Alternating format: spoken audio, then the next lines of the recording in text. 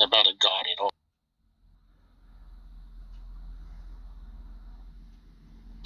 I mean, of course, that's subjective, but there's lots of scholars that hold that opinion. I mean, so how is this for evidence? God, if you are real, I need you to speak right now because I need to prove to everybody in this room that you are real. So if you are real, please speak to me. Say something. Say something. Prove that you're real. Please. I'm not getting anything. So can I say that that's proof he doesn't exist, or why I don't believe God exists? Why you could say that. I mean, it's your subjective claim. I mean, no, there's no one to tell you that. I'm using just as much. I feel like the evidence made by theists is just as insignificant. You know, I feel like I shouldn't need to make an extraordinary claim to prove my evidence for it to be substantial, because in the other... So the problem with what you just did is, it's just like if I say, all right, prove to me evolution exists right now, to somebody who does it in my house. It doesn't mean that they have the lab James, there. James, I'm so sorry. Please allow me to do the same thing. Yeah, we'll do the same thing, right? So, Flora, look, I'm going to do the same thing, right? God, if you don't exist, don't say anything right now, right? If you exist, don't say anything right now. All right, I'm not hearing anything. Okay, so therefore you exist, God. Thank you. Everybody has proof now. Okay, well then I can say that the Bible is text that should not be taken as fact or proof of God, because it was written over 2,000 years ago and by about 50 other different people. And how can we be sure that they were telling the truth, that none of them were making it all up for their own gain, that they weren't corrupt by the devil? And who is to say that they were as pure and close to God as they say they were? There is no way to validate the credibility of the authors of the Bible. So I was with you all the way up to the point where you made the claim of evidence. So when we use the Bible, it exists. So there is no way to validate the credibility of the text itself, the beliefs itself, its teachings, the authors. I think that's what he's saying. Yeah, so what do you mean you can't validate the credibility of the Quran? Right. What is that? So we know, like, there's several different dictionaries that we can source to figure out which configuration of an example of a word or a definition of a word that we want to use. It doesn't seem to be that way when it comes to biblical literature. It seems like they stand alone. Okay. Can I ask a question? Like, I do have a different background from. I'm not a Christian. I'm not a. I do not read Quran as well. I do have a Hindu upbringing, and I'd like to ask very simple question. As you see currently in this like the current world, you see everything is made or created out of the desires, right? Whether it's a human being, whether it's a birth, whether it's a birth of a plant, they also do procreate with an animal, with a human. Everything is created out of a desire. So why don't we just this kind of concludes that the whole world is just a desirable place for the God to create. This this world is the place of desires only. So why don't we just submit as we are created out of desires only? Does God have desires?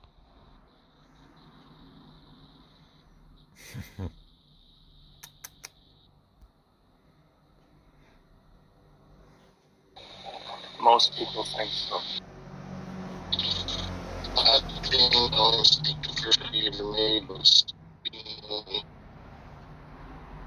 in the Matrix.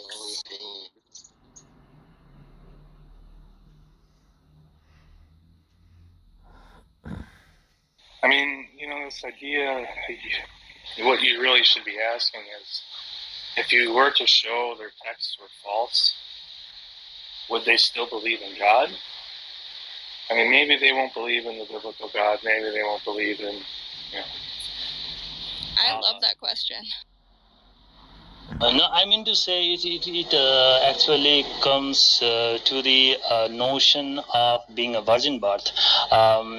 Recently, I have never heard of that kind of virgin birth in the Hindu scripture or in the or the theological person here in the Hindu religion. And then recently they are kind of took that notion of virgin birth from the other religion, and they kind of reframed it in the religious context, and they present it as a virgin birth even in the Hindu religion, and they presented it as a fictional story. So it's kind of root back to the like this question is mostly to the virgin birth, and the notion that of course everything in this world is a desire. I think you could refer here to René Descartes, who said, "I think, therefore I am." That's the basic, the first thing people understand. I think, therefore I am, and everything continues. But hold on, you're not answering the question though. What does it mean to say you're sure about something? What does that mean? Without giving examples, without specific examples, just in principle, what does it mean to say, I'm sure about something? What does that mean? Does that mean, because I usually interpret it as just I'm really confident, I believe something and I believe it really confidently. Does it mean something else? Positive, that you're positive that it is the case. Yeah, but that is just to say, isn't that like a rephrasing of I believe something and I believe it very, very confidently? Isn't that just like a rephrasing? Is that what he's just saying? That he's confident of one thing only? That's what it sounds like. I don't want, if I could still manage it, it sounds like to me he's saying that the only thing that he could be for sure of is his own existence and the voice inside of his. Oh, but that's not true. People can be sure of many things. People can be sure of false things even. For example, sorry, I lost for a while. Sorry? For example, what you can be so sure about, other than your existence? Well, I can't answer that question because I don't know what you mean by so sure of. Do you just mean confident? Do you agree with the guy that just answered his interpretation of what you're saying? You're just saying it's a thing you're very confident of? So when I say I can be so sure about, I can be so sure about myself, but I cannot be so sure about yourself or others. Or yeah, but what does it mean to say I'm sure about something? Right? You're giving examples about what you can be sure of, but I don't know what you mean by I'm sure of it. If it just doesn't mean I'm very confident in that proposition. Do you just mean that? So why it's so, confusing for you? This part because you're not giving an answer, that's why. Well, I just gave an answer. So maybe if somebody can interpret, but what I'm saying is, as a person who born, lived, experienced many things in your life, you can be only so sure about your conscience, yourself, and you. No, but you don't have to repeat this. You don't have to repeat this because I already got it. Okay. I already understand. Hold on. Let me just tell you what I understand you're saying. Okay. Let me just tell you what. Yes. So you don't have to repeat it. Okay. So I understand you're saying you can be sure that you're thinking and that you exist and so on. I understand that that is your view. Now what I don't understand is what it's supposed to mean to say that I'm sure about something. Now there is an interpretation on the table. The interpretation is to be sure about a proposition means you believe it and you believe it very confidently. Is that the correct interpretation, or do you have something else in mind? Why I should believe it? What? Why I should believe of my existence? This shouldn't be I know I'm talking right now with you, right? I'm sure about that. So, Adam, saying that, shouldn't you believe something that you're for sure in? I mean, I think that's what Murphy's trying to say. If you're for sure that you're having this conversation, then surely you have to believe that you were engaged in this conversation. Yes. You were. Okay. So is that what it means? So what it means to say you're sure about something? Does that just mean you believe it and you're very confident in it? Okay, so let me explain this way. So you're in US, I am in Turkey. There is a miles away, right? There's a long distance between those two countries. 100 years ago, if I would tell you that, possibility of two person debating on something, it would be for them, for the person who lives in 100 years ago, it wouldn't make any sense, right? We can explain this and think about it later. Can you just answer my question, though? Yeah. Yeah, so is it yes or no? So so I don't want to give you the same answer, really. So what I was just wondering, I asked you a question. I was just wondering if the answer is yes or no. That's just what I'm asking. Is it yes or no? You want me to repeat the question? Do you hear it? Yes, repeat, please. Okay, yeah. So the question is, to say that you're sure of something, does that just mean you believe something very confidently? Yes. Or no? Yes. Okay, yeah, but then you can't be sure about many things. You can be sure about anything, right? You can even be sure about, false things. So, how do you so sure about me? Yeah, okay. So there's a philosophic term for this one. And maybe you're all made up. Maybe you're not existent. How can I? But that's a separate your existence. That's a separate question. That's a separate question. Now the question on the table is the question I cannot be so sure about your existence, by the way. Of course you can, right? What's the contradiction in you believing that I exist confidently? Is there a contradiction? You mean it's physically impossible? You mean you physically can't, or what do you mean? It went somewhere else. It was a completely different topic. It's a philosophic topic, and I wanted to start from that point, but it's not going to make sense. So we can move on to something else if you wish. No, but hold on. Before we move on to something else, let me just explain to you the claim that you're making. Yeah, so you're saying, I understand your point. But I cannot, I'm not sure how to explain it to you. So it's not about I don't think it's a misunderstanding. I just think you're wrong. No. I'm not skeptical for everything. So from my experiences, from my experience, I know how to live. I know how to act. I know how to answer. I'm not saying anything relating to that. Okay. You don't have to say this. Can I answer for Adam, and then Adam, you can either agree or disagree? Adam, please. When you're saying you're certain of something, it means that you have this high confidence, but not just that. You also believe it's true that you can't be wrong about that thing. Yeah. That's how confident you are. You think you cannot be wrong. That's what I think you mean by certain. Exactly.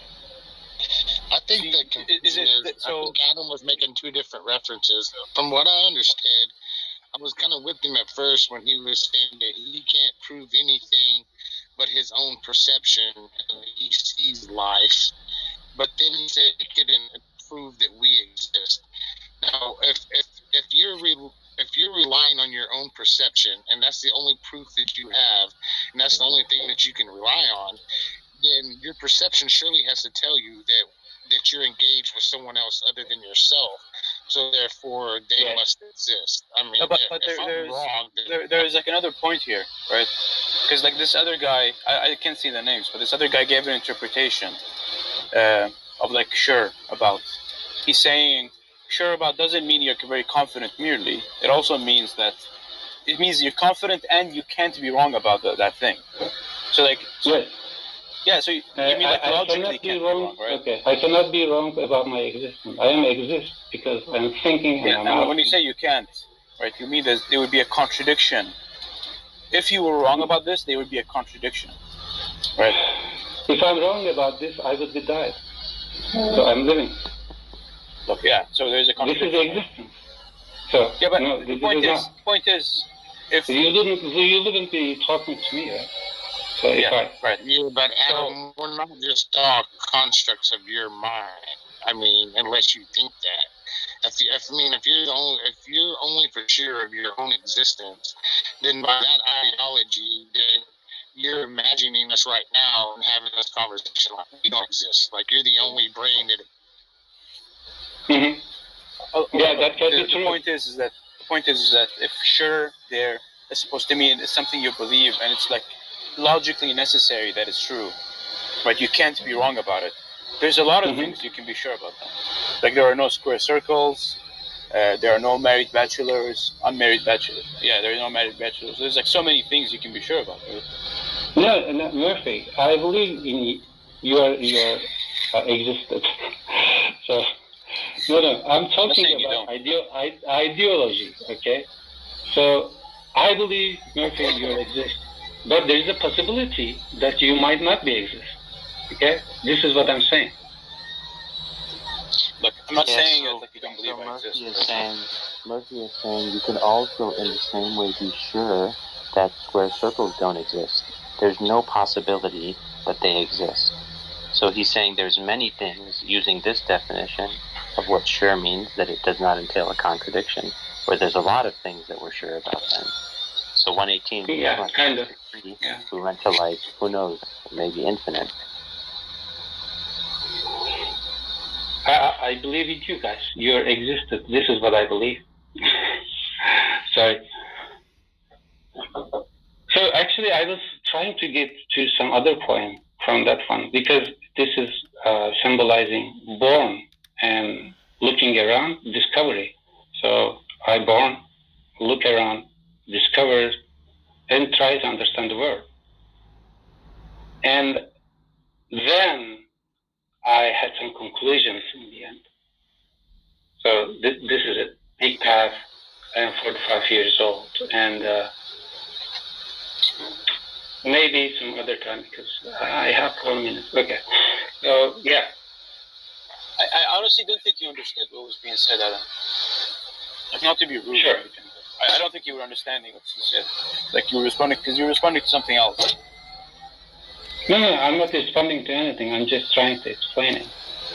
But if there's any question, I try to explain. I think Adam is fully logical, so I would turn the table and ask what is still missing from his explanation. I think he's a little bit abstract, but he's right on top of it. No, the point is that like if sure is supposed to mean that like it's something that I believe that if I was wrong about, there would literally be a contradiction. It's not possible logically that you're wrong about it. There's like so many things we can be sure about. Right? There's so many things that entail contradictions. So like there is a lot of things you can be sure about. It's not just your existence. There'd be like thousands of things that like I can think of that would be that you could be sure about. You can be sure about. You can be also skeptical about. So no, you can't be skeptical about. You can't. In the same way, you can't be skeptical about like you existing. You can't be skeptical about those things as well. Yeah, like you can't be skeptical that no square circles exist. Like I can't tell myself, well, I'm 9. I have complete certainty that no square circles exist. Rashad, though, but there could be a possible world where the definition of a circle would be defined as a physical square. So in that way of thinking, a squared circle could exist. I mean, you just changed the definition. That's an equivocation then, and that's just not going to be what people talk about. Because they're saying that given that the definition remains the same. Yeah, of course. By the way, I think that's totally different than saying that it couldn't exist.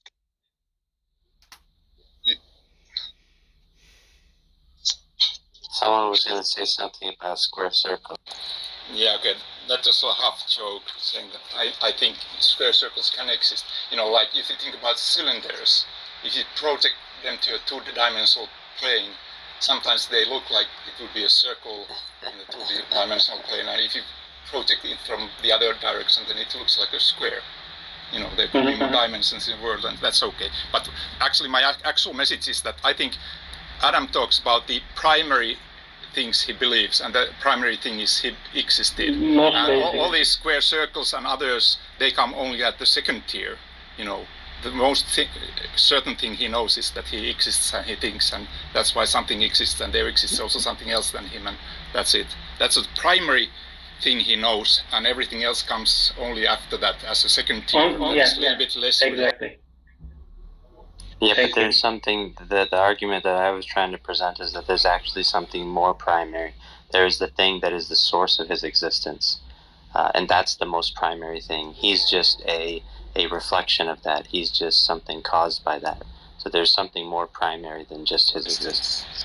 Yeah, but calling it, I think we all agree that something else also exists, but calling it like a source or creation, that's already a very strong...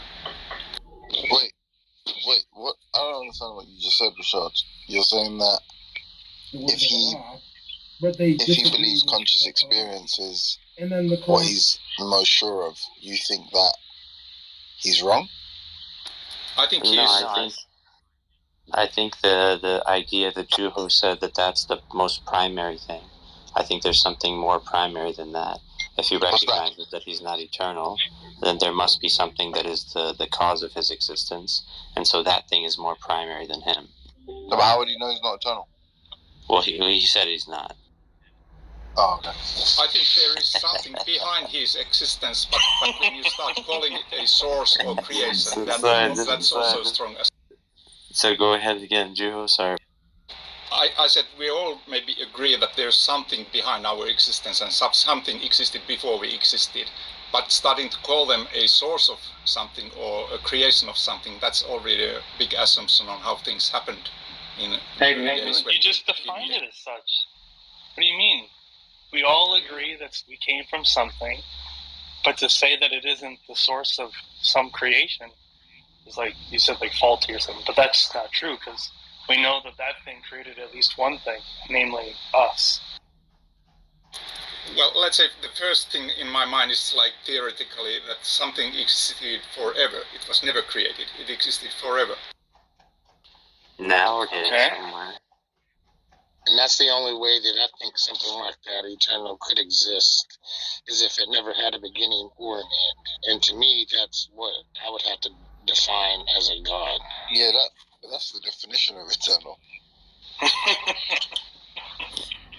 Well, that's the definition that I hold it. I mean, like, seriously, what else could there be unless you went by Rashad's hypothesis where you just keep adding and on and on and on and on and on and on and on. That gets no. Yeah, I agree with you. When the thing is, though, but now we have four things that we know exist. Can I say one thing though? Like, I don't know who that person was that said that, but 118. I don't know. No, sorry, not just that. As in what I asked Rashad, because I don't know how you can be a solipsist but then say you're sure of something preceding you. Because then there's more than one thing you're sure of, right? Then you're saying that there's something else that can be known about. Yeah. Well, plus, usually you just ask them about mathematical truths, or like, is it false that a married bachelor exists? Like, then they're just like very confused. They're like, well, I do know that, but the only thing I know is my mind.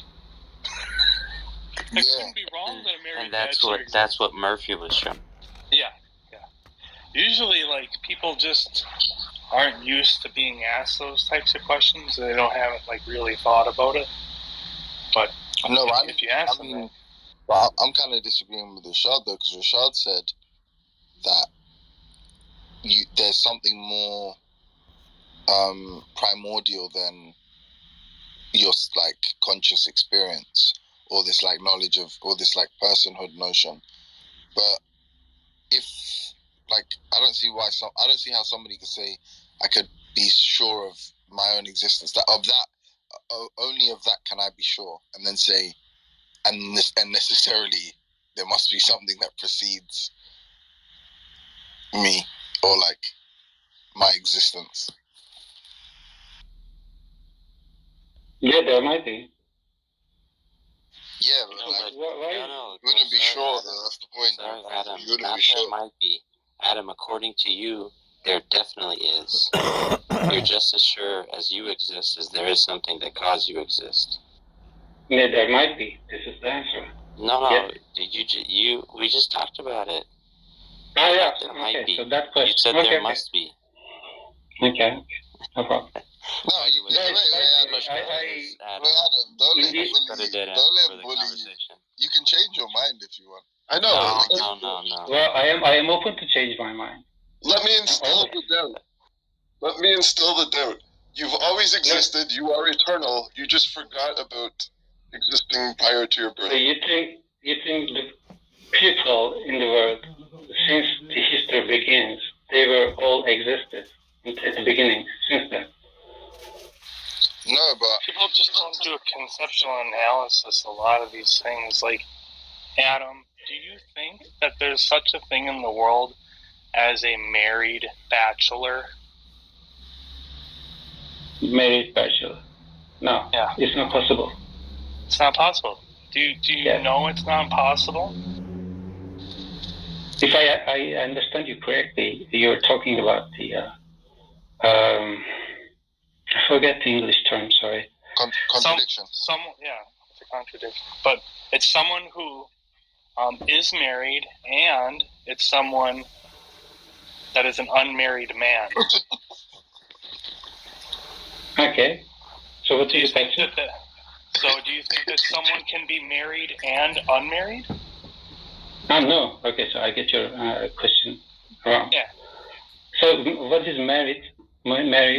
So marriage is the piece of paper. What kind of marriage you are talking about? Married against the front of the God, or love agreement? We'll just say like a piece of paper in court. Okay, so in that case, person can be a bachelor in his mind, and according to law, he can be married. Albedo, just use a squared circle. It's probably going to be easier. No, I want to hear this married bachelor. Okay, so do you think that you either own, like you possess this paper, or do you not possess this paper? Can you do both? To what? Can you both possess paper and not possess paper? No, I didn't understand the question, where it goes, actually. So what is your point? The point I'm trying to show you is, like, if I give you something that's a contradiction, do you think contradictions can be true? And what a contradiction is it's the thing and the negation of the thing in the same time, in the same sense, in the same way. I know what contradiction means, yeah. Okay. Yeah. Sorry. If you know what a contradiction means, can you possess a piece of paper in your hand, your left hand, and not possess a piece of paper in your left hand? Okay, guys. I need to join the meeting. Thank you so much. I would like to get together again sometime, and I will answer your question. I will keep in mind. Okay? Thank you, guys. Have a great day. See you. Hi, Adam. Thank you. Thanks. Thanks, Adam. Well, the Norse god defined marriage in like such a way that the gods would have to bless you upon you for you to be married. Yeah. Sad day. So we knocked down Gavin's first logical problem, I think. Albedo, you did that. Should we move on to the second one? I don't remember the second thing that Gavin said. It was religion is common. I don't see how that's a problem. I think that he wants to say something like, we have reason to believe more people are having like some non-delusional state than some delusional state. And given like most people claim this is true, at least in like some respect, that's like warrant to believe it.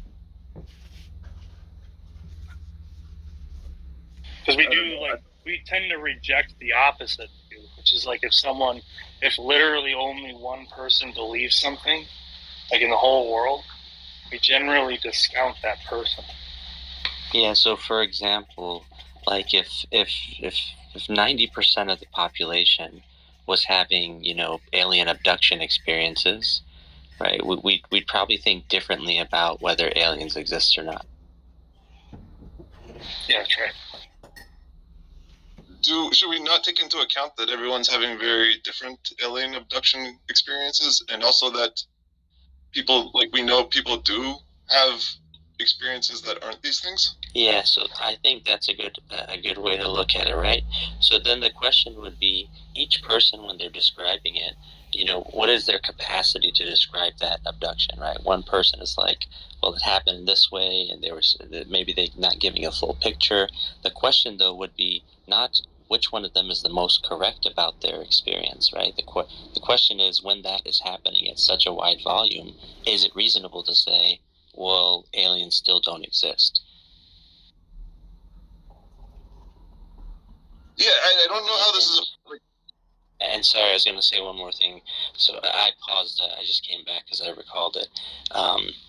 And also, it's reasonable to think that some of those people, 90%, are also faking it, right? So it's not to say that all of them are real experiences, but when you have such a large number of people claiming to have the experience, you're less likely to just say, oh, but I'm sure aliens don't exist. Yeah, okay, I think I get it, but this doesn't seem like a real problem, because it's like with religion and these experiences, we're also, a lot of people are brought up to sort of believe them. Like it's sort of like an idea that's put there, so it doesn't really seem. It's not like this is out of the blue. Well, I don't know if that's going to be really true, though. I mean, maybe it's true today, but it seems like it'd be very tough to explain looking at, over the world, prior to, fast communication. Religion pretty much existed, everywhere in antiquity. And unless you want to say,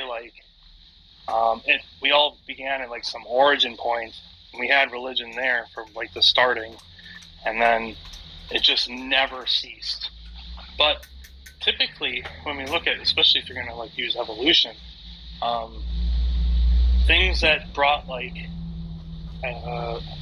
useful advantages for either our mental beliefs or our physical capabilities were usually beneficial, and that's why they stayed around. And then you're just going to have to say well, there's at least some positive benefit to religion, at the very least. Sounds like you guys are just appealing to popularity, which is fallacious. It's not appealing to popularity. You're saying just because something's popular and people like it, then it must be true? I didn't say that. I said that it's reason to believe it. No, it's not. It's unreasonable. That's the whole point of being fallacious. Dominic, do you think that if 10 people came and told you there was a fire somewhere, that you would believe them? I might. Do you think you're appealing to popularity right there? Yes. So do you think you have no reason to believe it? You also don't have a reason to believe it. If you want something like a fire, isn't the burden of proof isn't hard to meet, right? Well, forget the burden of proof for now.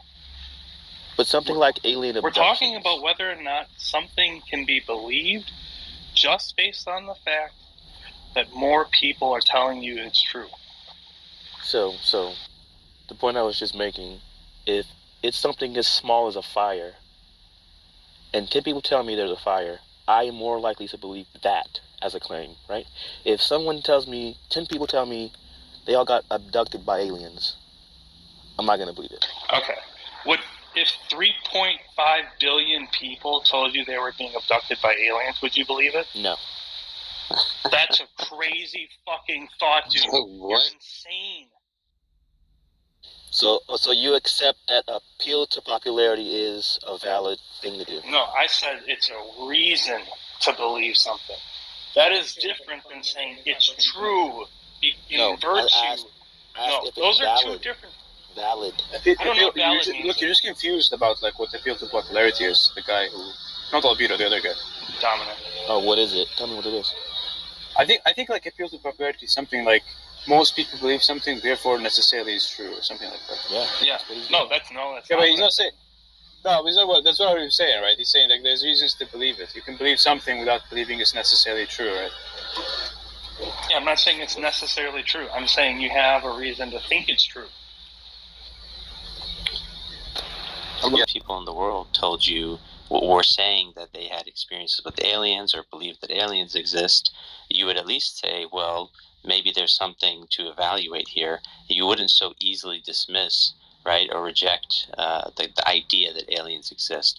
Not to say that you have to believe every one of their claims. One of them might come and say, oh, it has 3 arms. Another one says, no, it has 4 arms. They might be talking about different things. But the concept, whether it exists or not, I think you would evaluate it just a little bit differently. And please can I comment a little bit? Yeah. Can I just respond to Rashad? I think the reason you would evaluate it differently is because aliens aren't like claims of things that we don't necessarily know about. Like they're made out of material things and part of sort of this universe. So I think we have evidence of the things that we think aliens would be made of, or something along those lines, where we don't have like. We could just change it to something immaterial. The point is, like, if we have some phenomenon that, like fucking gravity isn't something we see, and yet we still believe it. There's just something interacting in the world, sure. That's the only way we could really have evidence. You can make arguments for something without, like, any interaction, like, you know, some twin world, like you kind of mentioned before, where we have zero access. We can talk